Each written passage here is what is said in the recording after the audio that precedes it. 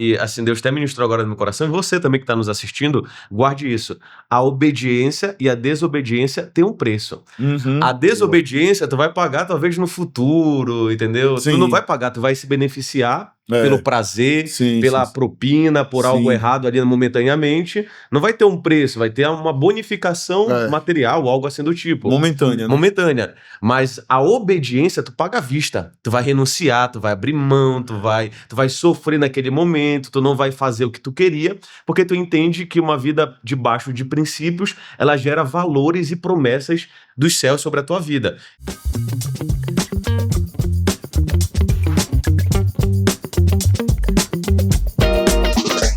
Fala pessoal, tudo bem? Gente, bem-vindo você que está acessando aqui o LedoCast para mais uma semana de bate-papo, mais uma semana onde a gente compartilha o reino de Deus, princípios, valores, liderança, família, aquilo que a gente ama conversar. Seja bem-vindo. Se você é novo por aqui, não esquece de curtir, compartilhar, comentar. A tua interação é sempre muito importante para nós, para nos animar também a continuar fazendo, ver que Deus está alcançando, ver que Deus está tocando, manda testemunho.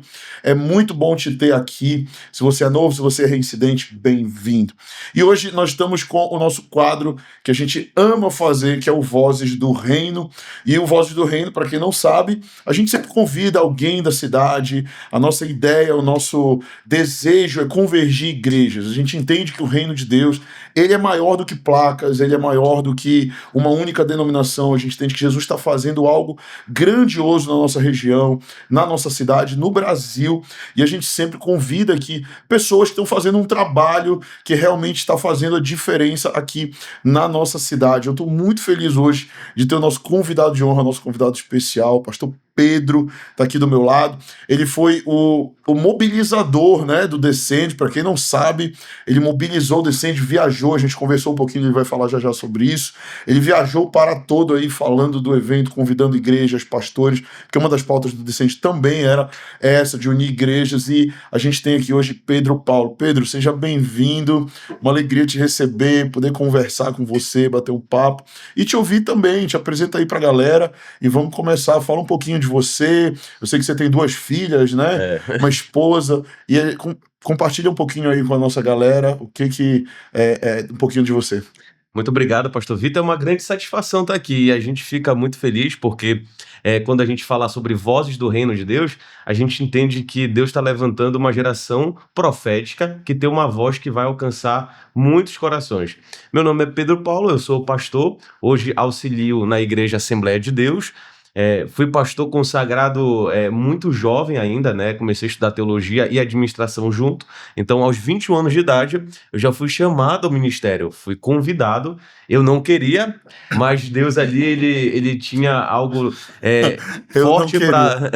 Não queria. Não, eu sempre falo que o pastor que é genuíno chamado nunca queria. Não, eu queria ser empresário. Se o cara fala eu queria muito, eu já acho estranho.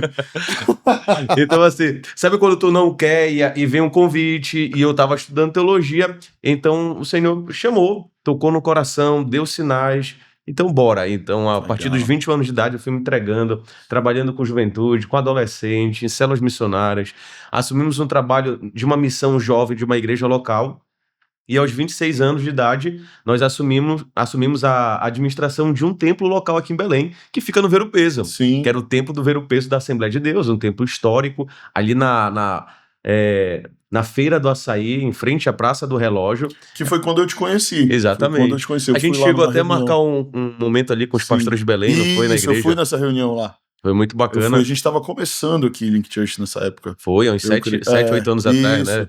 Exatamente, foi quando eu te conheci. Então aí foi um período muito proveitoso, né, de crescimento, amadurecimento. Eu falo que para mim, para a Camille, o Ver-o-Peso, ele foi mais do que uma escola, ele foi uma faculdade. Legal. Então assim, a gente foi muito experimentado por Deus em todas as áreas da vida e gerou um amadurecimento, como se fosse uma estufa. Eu vi um pastor uma vez comentando que o processo da estufa é igual quando tu pega uma fruta que está muito verde, que ainda não está madura, e tu coloca papel alumínio nela, tu coloca ela em um ambiente fechado, para ela crescer mais rápido. Acelerar, então, né? Acelerar o processo. Quem pode acelerar o processo de maneira eficaz é o Senhor. Então, Legal. Ver o Peso foi pra gente, a gente passou ali 4 anos como pastor e 8, né, servindo no total. Bacana. Então, hoje a gente serve no Templo Central da Assembleia de Deus, ali na 14 de março, e tudo que vem nas nossas mãos a gente tenta Bacana. entregar o máximo, né? Eu vi que vocês faziam muitos projetos sociais ali, né, naquela É. época, ali no Ver o Peso e tal, uma área que tem muita gente vulnerável, em estado de vulnerabilidade ali, né, É. uma área ali, eu lembro quando eu fui lá, vocês tinham esse apego, né, esse apelo também ali para servir aquela comunidade e ajudar as pessoas que estavam por ali, né, a gente tem um quadro ali, eu não sei se você Eu viu, vi, eu tava eu ganhei comentando aqui aquele na Flávia. quadro, eu ganhei aquele quadro ali, é um quadro do mercado de ferro do Ver o Peso, com chamas, né? Exatamente. E aquilo ali foi muito representativo para mim. Eu fui pregar numa igreja uma vez e um garoto chegou comigo e falou: pastor, eu fiz isso aqui pro senhor. Eu achei lindo, cara. Eu falei: nossa, que dom, né? Presente, Que presente. E realmente esse eu creio que tem sido o nosso chamado, né? Trazer esse fogo do Senhor. E claro, o Ver o Peso, essa representatividade, né, cultural da nossa cidade. Acho que É o cartão postal, né? É a é o entrada da principal cidade. cartão postal da nossa cidade. Eu creio que esse é o chamado, né, para nossa geração, que é trazer fogo de avivamento para essa cidade, né, é manter a chama acesa, aquilo que os nossos pais espirituais, pais na fé, começaram a gente seguir, né, tacando lenha nessa fogueira. Eu creio muito que o fogo arderá no altar e não se apagará, como está lá em Levítico 6,13. Pastor, me fala um pouquinho, você tem um projeto chamado Ser Como Jesus, né, nas redes sociais aí. Me fala um pouquinho desse projeto. Esse projeto, ele nasce no coração de Deus, assim, e recai sobre o nosso, no período do Ver o Peso, né? Na época a gente estava como líder de jovens da igreja, ainda não tinha assumido aquele trabalho à frente como pastor, e a gente foi fazendo várias conferências. E em 2017 a gente fez uma conferência chamada Ser Como Jesus.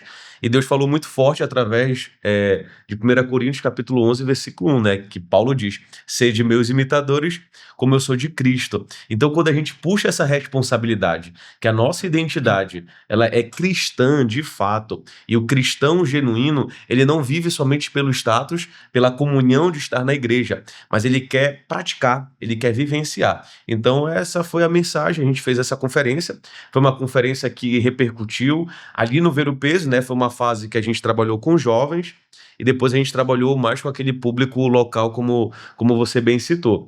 E lá a gente fez outros projetos, Natal Todo Dia, que toda quinta-feira a gente dava ali uma provisão, um alimento para o pessoal que trabalhava, que vivia. Ver o Peso, infelizmente, tem uma parte lá que é como se fosse a Cracolândia de Belém. Sim. Então Deus, ele moldou muito o nosso coração nesse amor pelas ovelhas desgarradas.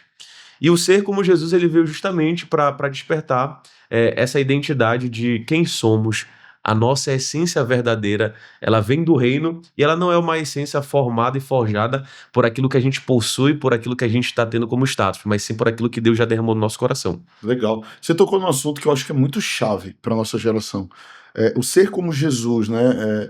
Eu vejo muita gente hoje no meio da igreja. Eu acho que isso é uma análise que eu faço, né? A igreja, ela cresceu muito, né? Assim, tu te converteste com 21 anos, estás com 30 e... Não, na verdade, eu fui pastor com 21 anos. Foste pastor com 21, né? anos. Não, tu já nasceste? Nasci mesmo. Já nasceu no berço evangélico. Com 10 eu fui batizado, pastor. Meu Deus, com 10 o cara foi batizado, com 15 ele estava pregando, com 21 ele foi pastor. 15 fui eu que Quero já me aposentar aí, mas deve ser verdade, você, que ele não disse que não. Muito bom. Mas assim, o ponto que eu quero trazer é que assim, né, como eu ia falar, você tem essa análise da igreja desde da tua infância. Você foi do tempo, como eu, que o evangelho ainda era marginal, vamos dizer assim. Marginal no sentido de estar à margem da sociedade, né? Ainda era uma minoria da minoria. Era estranho ser crente. Era estranho ser crente.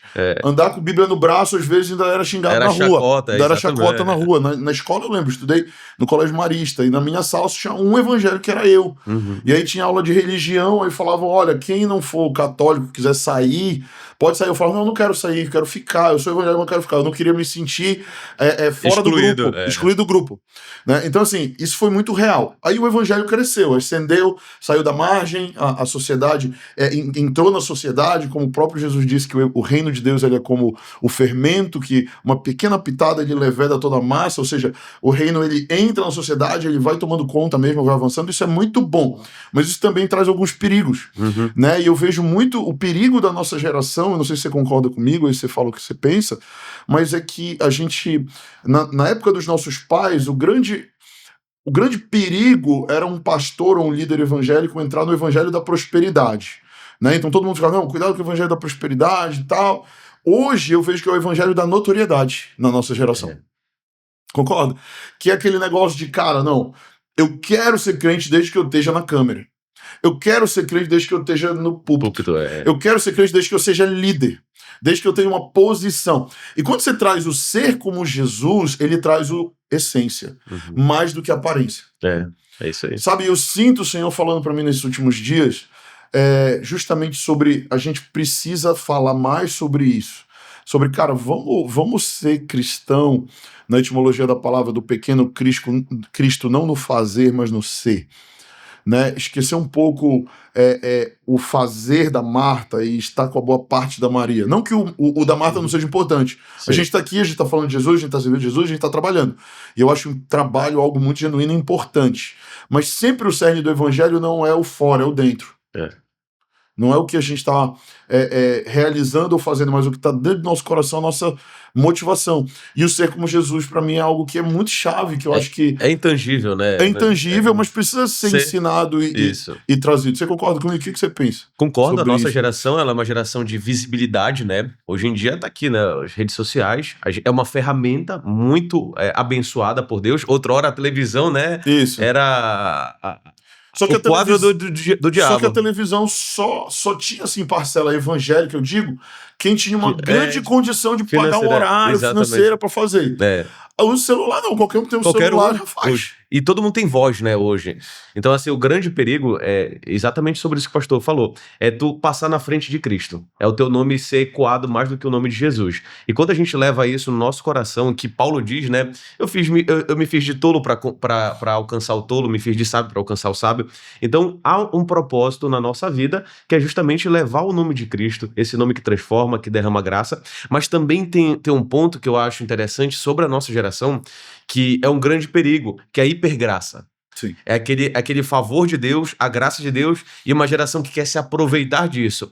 Eu vou viver o pecado, eu vou curtir a vida, sem nenhum freio, sem nenhum temor e tremor a Deus, porque eu sei que Deus vai me perdoar, que Ele é aquele pai bondoso que vai estar de braços abertos, e eu vou ser o filho pródigo, eu vou sair de casa, eu volto, e as pessoas não conseguem ter a prudência, e prudência é tu saber calcular o impacto de uma decisão, de que quando tu fica brincando com as coisas do mundo, tu tem um grande perigo de tu normalizar as coisas do mundo. Então essa geração, acredito também que ela quer notoriedade, mas ela relativiza tudo. Relativiza o pecado, as informações, o conteúdo. Abre a Bíblia e fala, olha, isso aqui é extraordinário. Não, isso aqui já está um pouco ultrapassado da geração... de atualizar a Bíblia, exatamente. Né? Então eu percebo bastante isso também, pastor. A hipergraça e a notoriedade. Legal. Prudência... Você falou uma frase muito bacana. Prudência é a capacidade de... A prudência de medir... calcular o impacto das de uma decisões. decisão. Exatamente. Muito bom isso aí. Anota isso aí é ouro. Isso aí é ouro, isso é muito bom. E realmente, o jovem, ele tem, ao invés da prudência, às vezes, a impulsividade. Exatamente. Né? De não pensar tanto nas consequências da decisão de agora. Isso é muito legal. E também a gente não pode pensar tanto e parar e não fazer uma decisão. É o ponto de ser tão prudente não fazer nada. Não fazer nada. Esse equilíbrio é muito importante. Muito importante.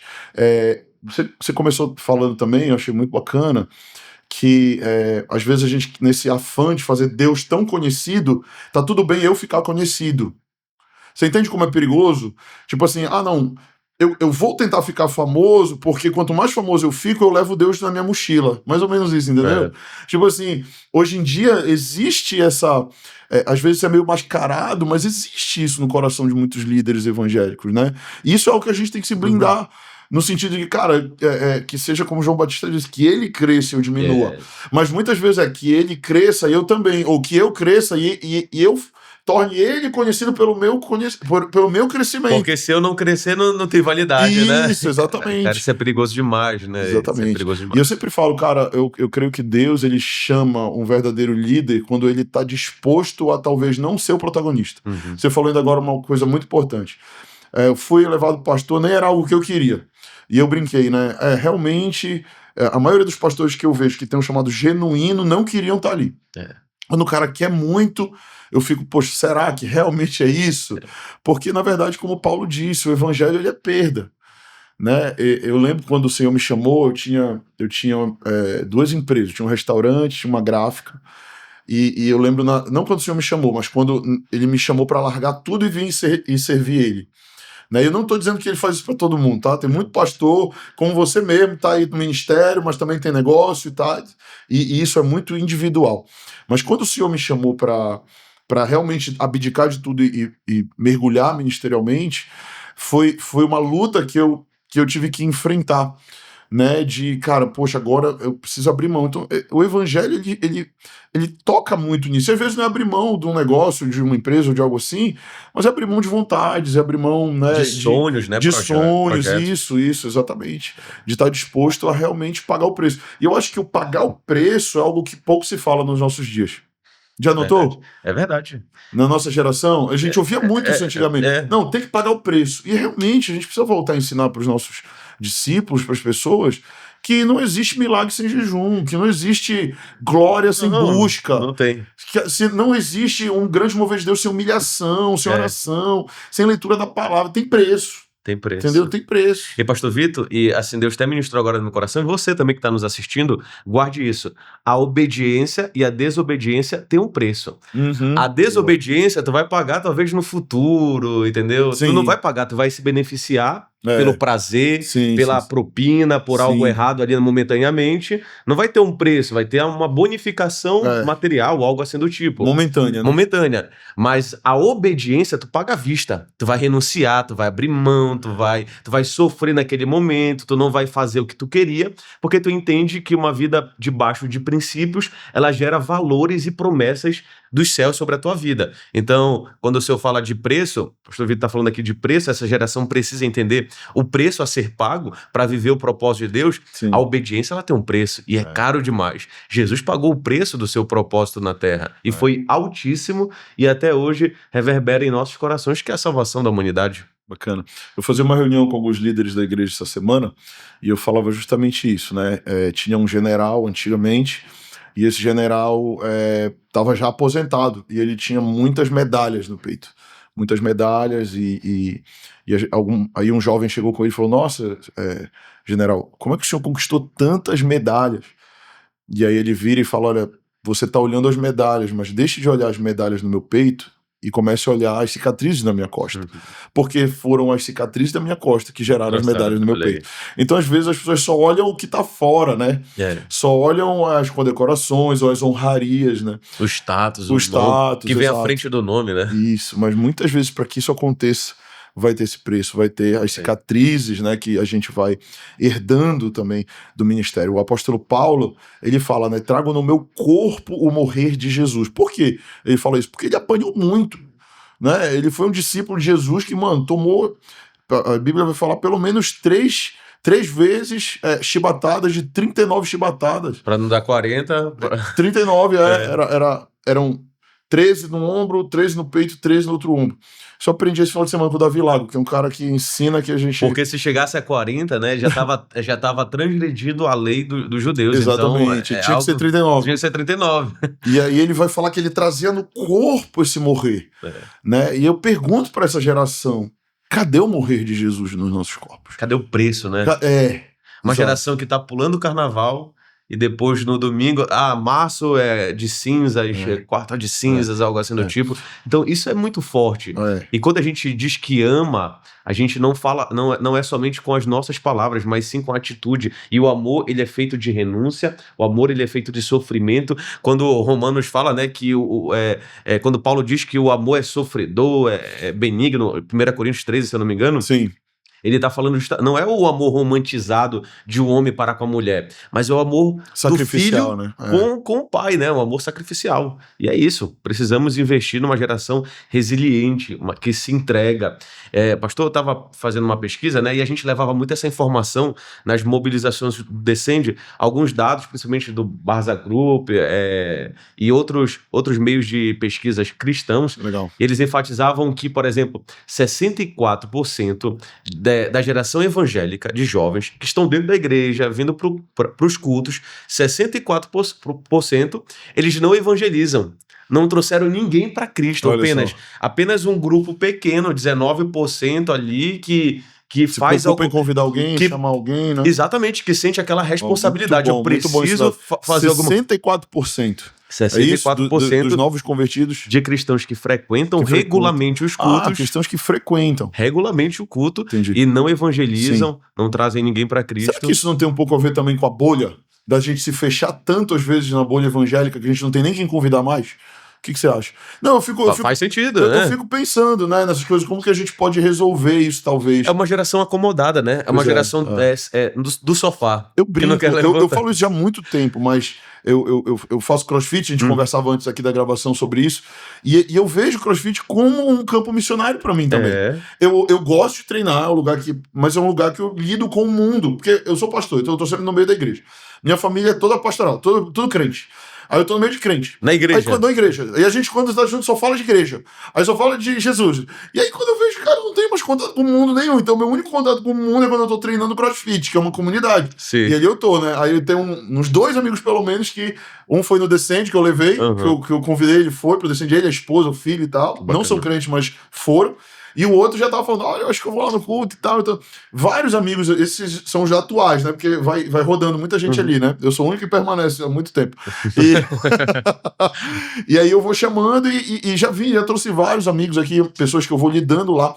E a gente ter esse coração missionário no sentido também de não se fechar na bolha evangélica. Mano. Não se conformar, né? Isso. Claro, não tô dizendo aqui pro cara que é novo convertido que vai se enganar e vai dizer, não, eu vou lá pra boate, então eu vou evangelizar. Porque tem os cabeção que inventam essa história.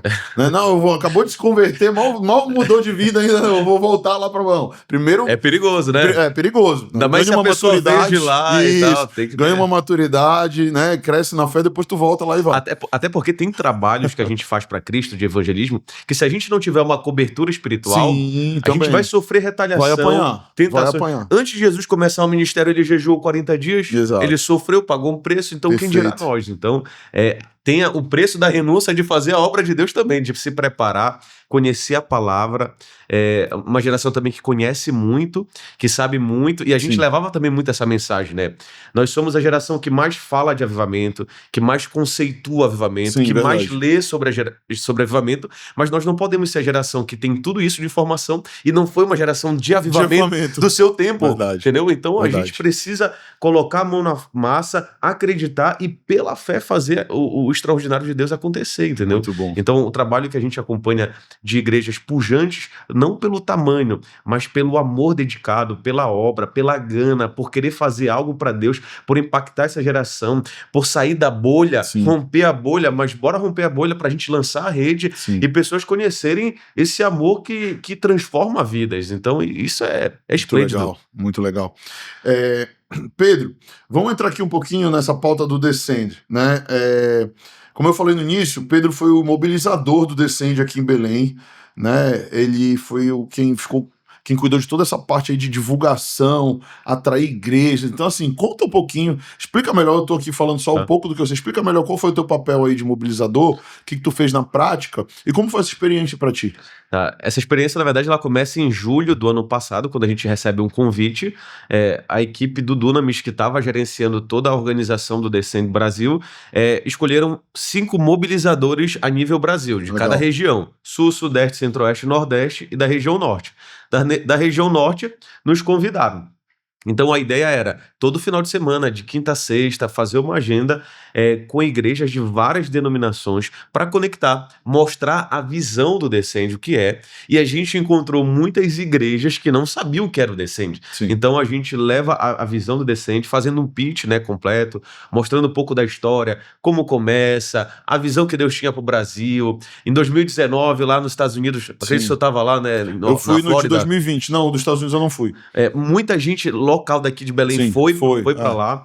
E eles conseguiram observar que lá no estádio de futebol americano, né, Sim. que aconteceu o Descende, observaram que tinha uma grande gama, mais de 20% da população que estava lá, 60 mil pessoas, era de um povo específico, Era brasileiro. porque estavam com a camisa da do seleção, Brasil, da com seleção a bandeira do Brasil, e o aleluia, glória a Deus do brasileiro é diferente, fazendo barulho, né? Fazendo barulho, claro. gritando, Brasileiro dando glória. fazendo barulho. E aí eles perceberam, precisamos olhar para o Brasil é um celeiro profético, tem algo especial Sim. sobre essa nação. Sim. Se essa nação está investindo fora da nação deles, porque eles sentem um chamado de Deus missionário, então bora fazer lá. Então o Descende vem pro Brasil e a gente contava todo esse lastro, toda essa história, convidando também as pessoas a participarem, declarando que não era de uma denominação, que não é de uma igreja ou de um movimento, mas sim que é um movimento da unidade da igreja, e também não é sobre a data marcada do avivamento, Sim, que no dia 31 é o avivamento que Deus tem marcado para essa geração. Não, é um despertar missionário de envio dessa geração em cada localidade do Brasil. E aí a gente fala um pouco da história de Belém, né? Cada região foi escolhida por Deus, pelo Espírito Santo, e tem ali uma história por trás. Sim. E aqui focando em Belém, porque o nosso tempo é remido, Belém é olhada como berço do Pentecoste, começa ali um momento de avivamento, de diáspora, né? Que depois que Belém vive a Belle Époque, né? Belém foi a capital praticamente do Brasil, a economia pujante e tudo mais.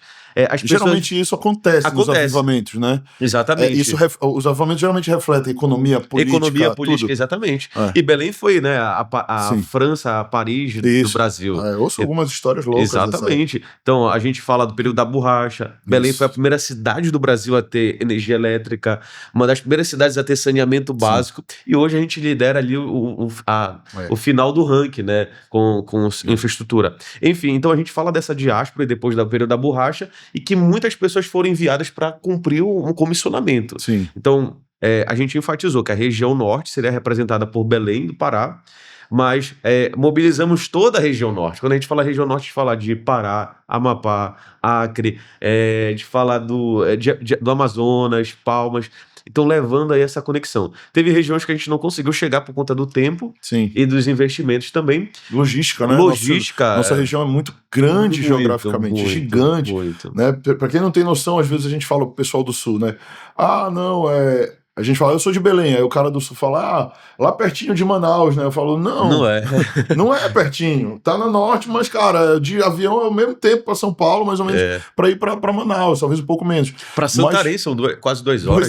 De avião. De avião. Então, assim, é uma região geograficamente muito grande, muito desafiadora também nesse sentido, de alcançar, né? De alcance missionário, de alcance evangelístico também é desafiador pra caramba. Muito legal, Pedro. Bacana entender um pouco mais desse funcionamento. Teve uma pauta do Descende que eu vi o Theo falando bastante e eu vi que foi algo bem recorrente no pré-Descende, durante o Descende, e creio que é algo que o senhor ainda quer trabalhar no pós-Descende, que é a questão do arrependimento, né? Foi um tema muito central no evento. Eu quero te perguntar como você percebe que o chamado ao arrependimento para a igreja nos dias de hoje tem acontecido? De que forma você acha que o Senhor está nos convidando a esse tempo de arrependimento? O que tu pensa sobre isso, sobre essa pauta do Descende? A gente falou muito de avivamento, e assim, um dos inícios do avivamento, ele começa pelo arrependimento, porque é um ato de humilhação, né? Sim. É um ato de olhar as suas fragilidades, falar assim, Senhor, converte o meu coração, entendeu? Sara a minha terra e derrama a tua glória sobre as nossas vidas. É o que acontece na vida de Salomão, quando ele inaugura o templo, né? 2 Crônicas 7:14, que o Senhor diz para Salomão, se o meu povo que se chama pelo meu nome se humilhar humilhar, se arrepender dos seus maus caminhos e buscar minha face, então eu ouvirei dos céus e sararei a sua Sim. terra e os abençoarei. Então, quando a gente tem essa história, a Bíblia falando que precisamos viver um arrependimento genuíno, a gente não fala somente do arrependimento do pecador, daquela pessoa Sim. que está longe da igreja, que não conhece a palavra, que não vive a palavra aplicada na sua vida. A gente fala sobre um arrependimento da nossa geração, da nossa unidade, das igrejas de Cristo. A gente não pode se acostumar com pecados que estão entranhando com o mundo que está entrando. A gente tem que entrar no mundo, não é o mundo que tem que entrar na gente. Perfeito. Então a gente enfatizou muito isso, Bom. esse arrependimento, não para aqueles que estão do lado de fora. Esse arrependimento, ele trouxe Sim. a ideia do arrependimento Da interno, igreja da mesmo. igreja, do povo de Deus. Sim. Então, eles falaram Que é o que muito faz isso, também, eu que creio, manter a começou por chama eles. acesa. Então, começa Sim, por sim. eles e foi começando. E Legal. foram acontecendo coisas cabulosas durante esse processo Sim. da mobilização no segundo semestre de 2025, que isso gerou um arrependimento, um temor sobre a igreja de Cristo. Legal. Então, a gente não viveu o automático, a gente não viveu a dinâmica da agenda congregacional, mas a gente viveu o sobrenatural de Deus. Ele requer uma adoração, uma busca frenética, intensa, constante e genuína no arrependimento. Legal. Arrependimento é, Senhor, eu não sou perfeito, não é porque eu estou tentando fazer dar certo aqui, mas me converte, entendeu? Converte o meu coração diante do teu coração. E isso é remetido na vida de Davi. Davi tinha um coração que era muito rendido para Deus. Ele se submetia muito à vontade de Deus. Por isso que ele diz, olha, tira o reino, tira a coroa, no Salmo 51, tira tudo que os homens querem que eu tenho, mas não tira a tua presença. Então isso é arrependimento, é voltar à origem do primeiro amor. Essa é uma oração que eu falo muitas vezes aqui na igreja. Eu falo, cara, quando foi a última vez que você fez uma oração perigosa? Né? E uma oração perigosa que eu falo é essa, né? Deus, me tira tudo, só não me tira a tua presença, né? Sabe, prédios são ferramentas, câmeras são ferramentas, até notoriedade, até pro pastor, né? Povo, gente, tudo isso. Que se tiver de perder, que eu perca tudo, mas que eu não perca a tua glória, a tua essência, a tua presença, esse coração humilde, esse coração entregue, né? E eu acho que esse arrependimento vem muito para esse lugar da gente se despojar de títulos. Eu acho que a igreja se embriagou muito com isso, sabe? Com títulos, com visualização, com curtida, com aplauso, né? Porque quanto mais a igreja cresce, mais gente tem, mais notoriedade tem, mais influência, né? Televisão, jornal, política, essas coisas, né? Política. E a gente vê hoje, né? Realmente esses níveis que não tinha antigamente, que também são perigosos, que podem roubar o nosso coração, né? Porque a idolatria é tudo aquilo que tira Deus do centro. Pode ser qualquer coisa. A gente fala que idolatria é adorar seres criados. Ok, pode ser também, mas idolatria é qualquer coisa qualquer coisa que rouba o teu coração de Deus. É colocar no lugar errado aquilo que não é para estar, né? Então, Exato. Deus tem o seu espaço. E quando a gente fala disso, para você entender, a gente não tá falando que a política é um viés errado, que empreender, que trabalhar. Não. E quando a gente falou de descende, a gente fala de um comissionamento, não Sim. somente para tu ir para as regiões mais distantes, levar o amor de Deus aos países subdesenvolvidos, que não conhecem, mas de ser um missionário enviado por Deus. Um político, Sim, a gente vê aí sim. pessoas sendo notórias não por aquilo que são, mas por aquilo que representam, Sim. como Nicolas, Sim. empresários que glorificam a Deus, pastores e afim, entendeu? Sim. Professores, precisamos de professores para somar no ambiente estudantil, nas faculdades. Então, estudantes que não ficam ali temerosos, tímidos, não vou pregar porque a maioria não recebe bem. Não, seja uma palavra ambulante, pregue a palavra de Deus com a tua vida, fale nas oportunidades, e é isso. Só de se posicionar, né? Às vezes eu acho que não precisa nem pregar, eu acho que você prega muito com as suas atitudes, com as suas ações, só de você se posicionar num ambiente assim, que tá todo mundo indo para um lado e você tá posicionado no que você acredita, já é uma forma de influenciar. As pessoas já ficam, pô, esse cara é diferente, tem alguma coisa aí, né? Então, eu creio muito também nisso. Claro, a gente não quer demonizar nenhuma dessas coisas, mas eu acho que a gente precisa sempre olhar para o nosso coração.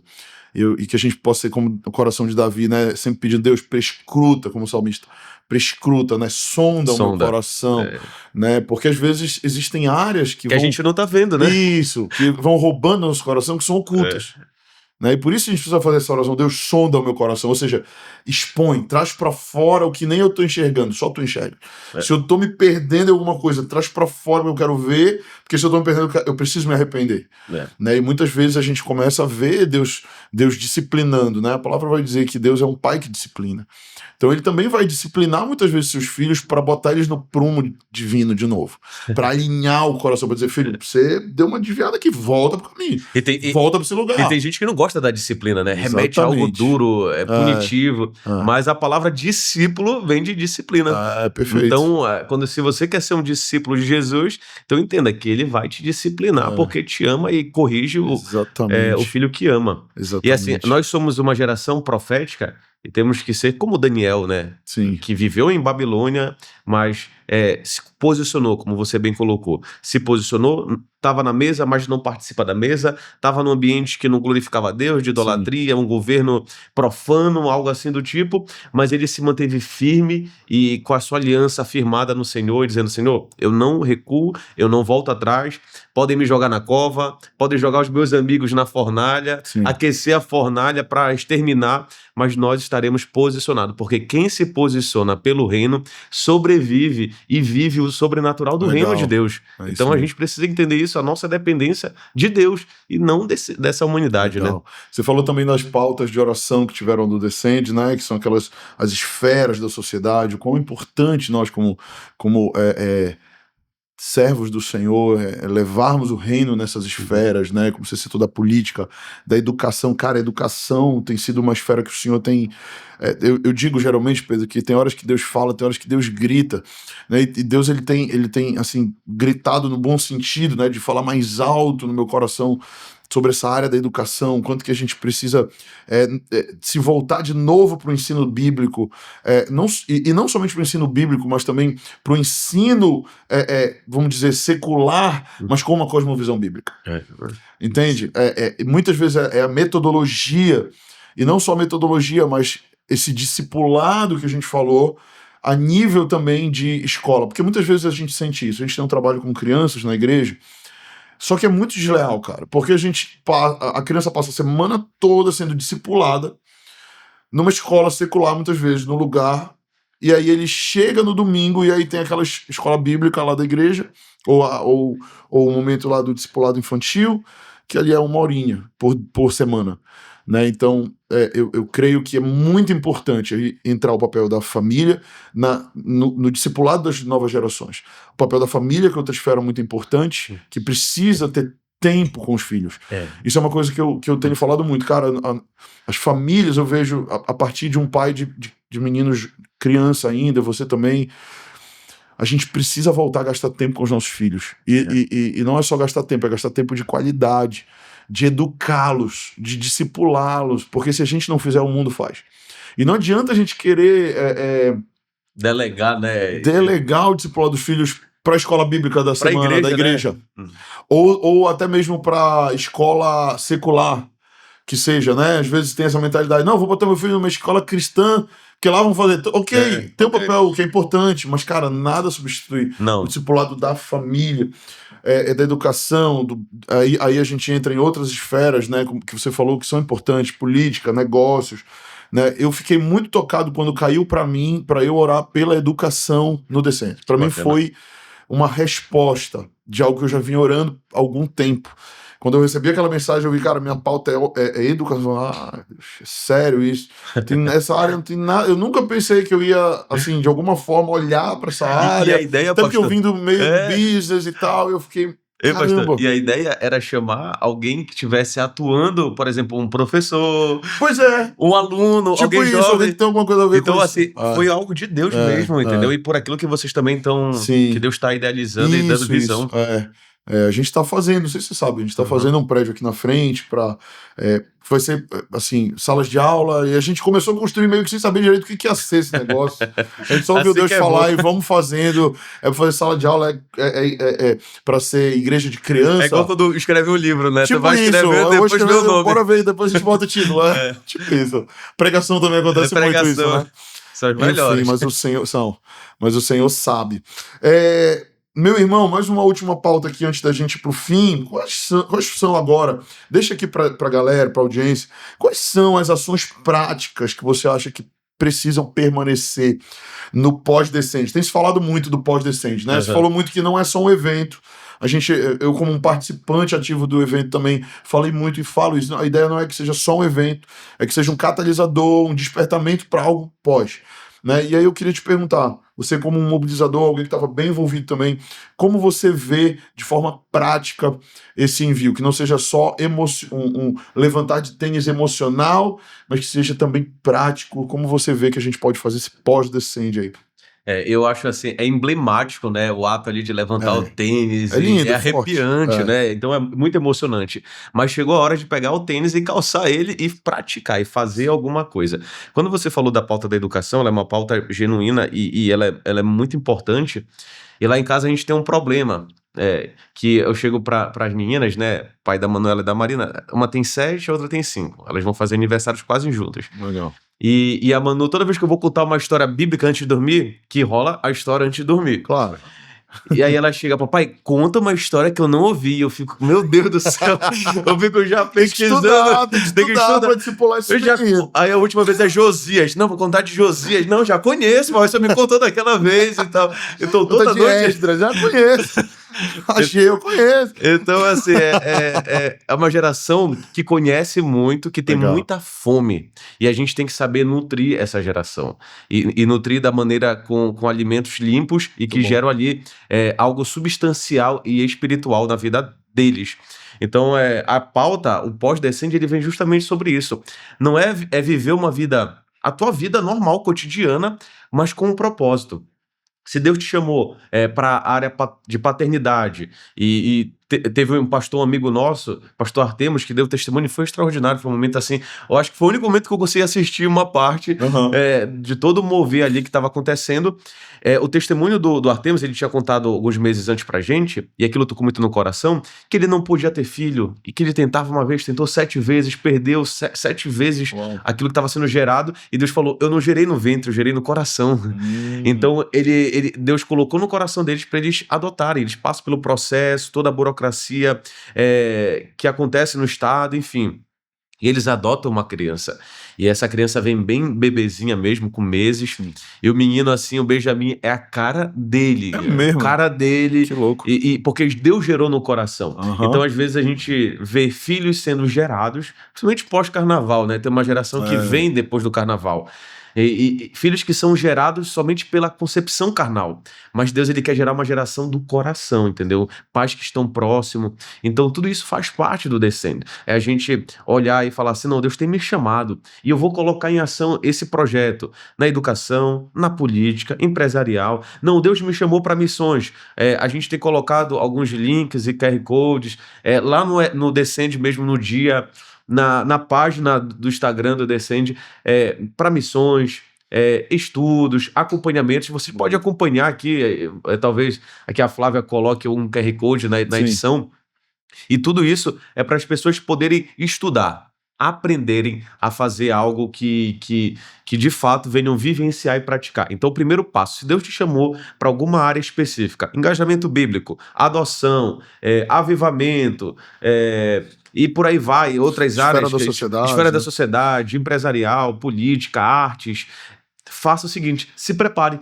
Se prepare com um propósito e comece a agir. Porque a gente pensa que é um despertar, então amanhã virou o dia 1º de março, eu já vou sair rompendo, fazendo e acontecendo. Sim. Então a gente está convidando as pessoas a se prepararem para aquilo que Deus está te chamando. Se Deus te chamou para você viver um ministério pastoral, eclesiástico, te prepara, meu irmão. Então, a gente estava falando um pouco Legal, sobre muito bom. chamado, né? Sim, Então, antes de tu viver o chamado genuíno, tem um processo de Deus na tua vida. Isso acontece com N homens na Bíblia e pessoas que viveram uma vida, uma jornada de fé, de avanço, de fidelidade a Deus, mas eles foram forjados pelo muito bom. processo. Então, todo o processo, ele preserva a promessa do futuro. Então, assim, dedique tempo para aquilo que Deus está fazendo nascer no seu coração. Se você anseia missões, procure ferramentas, Legal. procure conexões, procure instituições que trabalhem com missões e te prepare para aquilo que Deus vai fazer na tua vida. E um dia vai acontecer, Sim, e vai acontecer. muito bom. Eu pego o gancho aqui do Pedro, né? Eu sei que tem alguns pastores que nos assistem, líderes de outras igrejas e tudo. Uma coisa que nós fizemos aqui na Link foi muito legal e deu muito certo. Nós fizemos poucos dias depois, mas isso não impede também de você fazer agora, né? Não tem tanto tempo que o evento passou. A gente fez uma reunião com todo mundo que estava no Descend. E a gente falou, vamos trabalhar de forma prática o pós-Descend. A gente abriu inscrições para 3 áreas aqui que tem a ver com o nosso ministério. Aí a gente abriu inscrições para quem quer ser treinado para liderar uma célula, uma reunião nas casas. A gente chama de link nas casas, né? Uma reunião de casa. A gente abriu inscrições para quem quer ser voluntário na igreja, começar a servir a igreja. E abriu para quem quer fazer viagens missionárias. Então a gente abriu essas 3 áreas. Nós tivemos aproximadamente quase 50 inscritos, dividindo aí mais ou menos de 12 a 15 pessoas em cada uma dessas áreas para passarem por esse treinamento. Já estão botando a galera para esse treinamento. A gente vai ter a primeira viagem missionária da Link agora em julho desse ano. Olha só. Já também que a gente viu, cara, veio o Descend, não foi à E o toa. cara vai para uma escola ali Isso, exatamente. praticar. Exatamente. Aí a gente vai treinar o cara para agora em julho a gente fazer a primeira viagem missionária da igreja. Vamos treinar a galera aí para liderança, treinar para voluntariado, e nisso o Senhor vai também de forma prática, né? Eu acho que muitas vezes nós líderes precisamos também ser mais assertivos. Poxa, aconteceu um grande evento desse, como é que a gente pode agora dar ferramentas para o nosso povo crescer, para o nosso povo amadurecer e avançar? Isso que a gente fez aqui, eu estou dizendo aqui só como exemplo, mas deixa Deus te usar aí onde quer que você esteja assistindo esse podcast. Tem né, que ser intencional ali na preparação. Isso. Pedro, eu separei um livro aqui, eu escrevi esse livro tem uns anos atrás, Explosão de Poder. Conta um pouquinho da nossa história, fala um pouquinho do meu chamado, um pouco do que Deus nos falou, um presente para você. Que bacana. Deus te abençoe, Muito obrigado, meu espero irmão. que Ainda não tenho o meu para te presentear, mas vai fica a chegar, dívida. pronto, já fica aí também. Olha, depois eu quero a dedicatória Vou aqui. botar já a Olha aí, dedicatória. galera. É isso, Explosão de Poder. Pedro, obrigado por ter atendido o nosso convite, estar aqui com a gente. Cara, eu nem falei isso no começo, vou falar agora. Foi uma honra ter trabalhado do teu lado agora nesse tempo do Descend, né? Ter aproximado mais. Foi muito legal também. O Descend, ele conectou muitos pastores de denominações diferentes. Foi. É algo que a gente tem ansiado já como igreja há muito tempo. Eu como pastor há muito tempo. E foi uma grande honra de ter hoje aqui com a gente. Deixa aí uma última mensagem pra gente se despedir da galera. Obrigado. Gratidão, meu irmãozão. Muito Deus te obrigado abençoe, por cara. tudo, pela tua vida, ministério e família. E reino é isso, reino é família. Nós somos irmãos e essa é a mensagem de unidade, né? Tirar as pessoas do seu quadrado e trazer ali para a unidade de Cristo. Então a igreja ela tem avançado, e você que quer conhecer um pouco mais, uma igreja que está ali ativada pelo Espírito Santo, que está vendo aqui uma explosão de poder, uma igreja que está muito conectada com essa geração, conheça um pouco a Link. Eu creio que Deus vai abençoar poderosamente a tua casa, a tua família, o teu ministério, e vai te ativar. Então, antes de começar, te prepara, e essa é a mensagem. Obrigado. Gratidão, meu Conhece irmão. a Assembleia de Deus também. Minha esposa nasceu, cresceu lá, depois casou comigo, veio Pronto. servir o ministério. Mas é bom demais. Tamo O que Deus junto. está fazendo lá é lindo também. Amém, meu irmão. Glória a Deus pela vida de vocês. Gente, a gente vai ficar por aqui. Meu Deus, passou o tempo que eu nem vi. Ficou gostoso demais esse bate-papo. Se você quiser uma parte 2, já pede aí, Pedro Paulo, parte 2. Né? Que fluiu tanto essa conversa aqui que eu acho que a gente ia Bacana. embora. Na verdade, a gente conversou quase meia hora antes. Foi. Já conversou mais 40 minutos, sei lá quanto tempo agora. E acho que ainda tinha mais meia hora, 40 minutos ou mais. Gente, Deus abençoe você. Se você gostou, não esquece de curtir. Isso nos ajuda demais. Ajuda a propagar a mensagem, alcançar mais pessoas, mais igrejas, mais líderes. Curte, comenta, compartilha, usa aí o compartilhar, manda nos teus grupos aí da tua célula, teu grupo de jovens. Deus abençoe, pessoal. Obrigado por participar. Valeu.